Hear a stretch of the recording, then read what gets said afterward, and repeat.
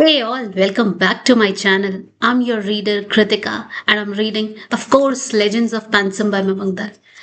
So till now we had done 3 chapters and today I will read 4th chapter, that is Matters of Time. In that I will begin first subchapter, that is The Old Men and Fire. Let's get started. In the season of growing cabbages, the ground is cold and hard. The tender leaves stoop under the wind and spring towards the light when the sun appears. The old men tended them with single minded devotion. He looked up at the trees and wondered if they were closing out the light. He checked the hard bark for insects that might devour the growing leaves. He peered around for worms and bugs. In one corner, the small patch of garden were fenced in with sugar cane. A wild bougainvillea creeped over the wall of the house at the other end and spurted glowing purple flowers every summer. Now it was a thick, bare coil that appeared dusty brown and dead. Everything was dry and bony and rugged. I should clip them back, the old man thought, looking at the young leaves, and prepare stake to hold them up.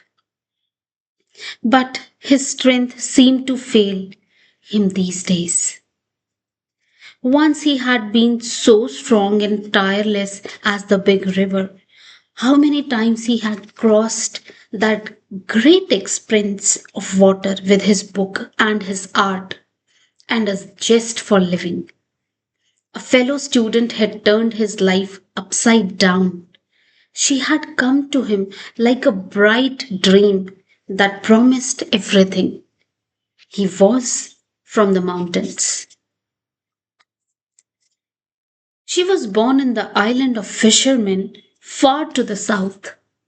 100 rivers and streams separated their people, but they had shared their loneliness in a season of discovery that had shut out everything and consumed them like an increasing fire. He was strong and determined, and she was equal to all his needs. Then one day, the unexpected happened. He was lying next to her in his small student's room when she said, I have to go away. He didn't believe her. He thought she was just saying these things to tease him or to alarm him, for these were the rituals of love. Yes, yes, he had thought, waiting for her next words. I'm getting married. He realized that he was holding his breath. She stared back at him and then suddenly gulped and turned her face away. He knew she was weeping and he was terrified. Why? What is strong? He tried to touch her and she wept harder. I didn't tell you because I thought everything would be sorted out. I said I wanted to study. I told my brother, but he has come all the way here to fetch me. The boy's family wants to see me immediately. Refuse them. He wanted to shout, I'll go and speak to your brother. You stay here, don't move. He wanted to say, but his voice was gone. He was crying and talking in his mind. He felt pain and fear rising and rolling in his blood like a silent tongue of fire. The old man was a secret arsonist. If he saw a pile of leaves today, the urge to see it alight rose in him like an urgent desire. The flames would leap up and he would be consumed with the taste and scent of acrid smoke and ash. It reminded him of so many things. In his village, littered with rocks, fires were lit all the time. He saw the ghostly flare of stars arcing from the brow of the hills and falling into the deep valley. They are the ghost spirits of husbands traveling to visit their brides, it was said. Now he saw his first love again, sitting up and looking at him. Her pale face was streaked with tears, but her eyes were changed. She was looking at him and something was turning in his head. He was trying to remember, to find out something he had missed.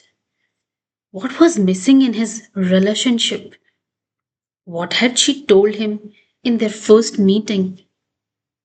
In those early days of love, he could not recall any mention of another. He thought she was too young, nobody would have accepted her to be pledged to someone already. A thought crossed in his mind, maybe it was the sister. He remembered her telling him of a sister who was a bit strange.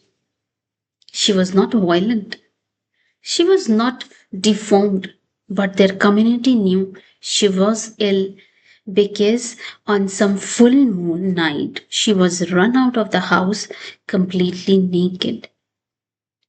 When they coaxed her back to the house, she would be covered in sweat, and it was an embarrassment to the family to see her beautiful body.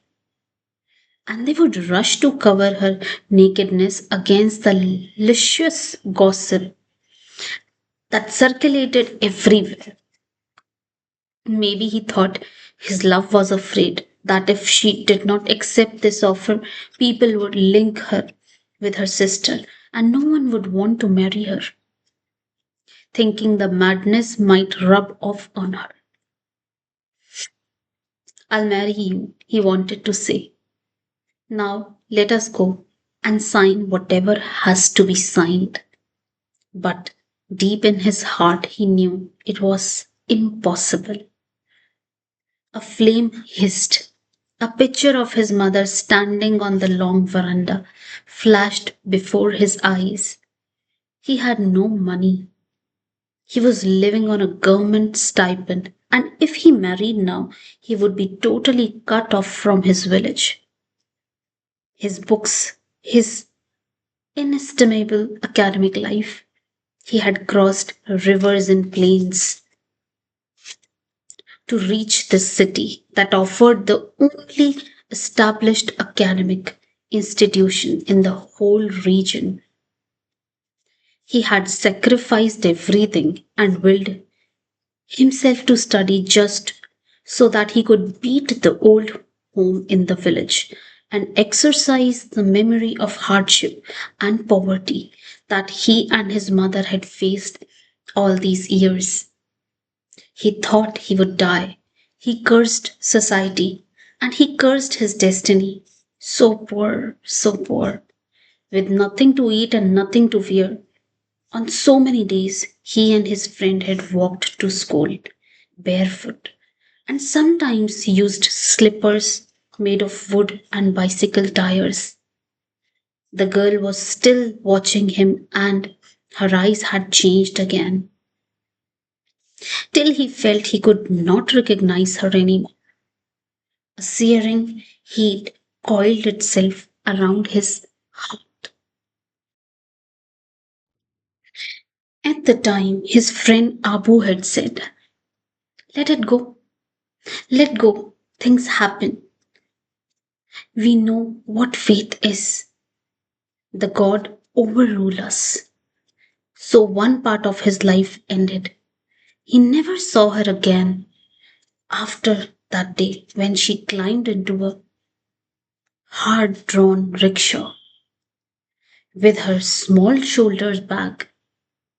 He had seen her place her feet on his tin trunk that contained everything she had and everything that they had shared. Even at the last, she had looked at him as if trying to penetrate a great mystery. Then she had smiled and waved proudly, and she left him forever. He convinced himself that her proud smile was her way of saying that yes, they had loved each other. That was sufficient for him. They had loved one another. It was a way of coping with his pain. But deep in his heart, he knew it was ash and at best the last ember of a jeweled fire. He had married Naming, a simple village woman, and she had borne his son and daughter and had been a great consolation to his poor dead mother. He remembered how the old women had always said, a good woman is a blessing, a good woman is a treasure beyond any calculation. His mother had come to visit him once in the town where he was working. To humor her, he had taken her to the big concrete market, and there she had glared at the shopkeeper and bargained sharply for every purchase. She had bought an unusual piece of bright cloth with tasseled ends. She had hat wrapped. Then she had said, "This is for Naiming. We have been very lucky." Yes, he too had been lucky. He had travelled all across the land as an officer and had been well loved and respected for his upright dealings in the service. Throughout, his wife had provided rest and support. It was not a passionate relationship, but it was comfortable, and they made few demands of each other. Her quiet presence soothed him with the warmth of a simple household fire. Now, if his bones aged a bit in the winter, she rubbed him with hornbill fat and said, "There, that should keep you fit." He smiled to himself. How quickly everything passes, he thought, listening to his wife's voice calling out to him. "I'm there. I'm here." He called back, leaning his stick against the tree and moving towards the house. The widow of his old friend Abu had come on one of her visits. It was a year ago that he had heard about Abu having taken to his bed with some complaints. Why, what's wrong with him now? He had thought. Abu had always been tough as nail. Just the other day he had been cutting wood and talking about good fishing. Must be old age. He had told himself. Then one morning they told him his old friend was dead. Huh? Was all he said. The news did not surprise him.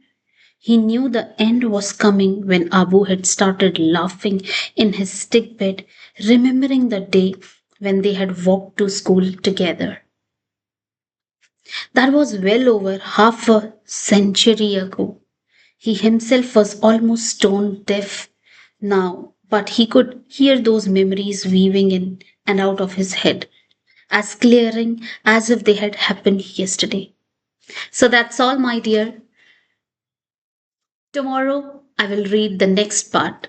So we'll meet tomorrow. That's all. Bye bye. Take care. If you like the channel, please share it, subscribe it. Bye bye.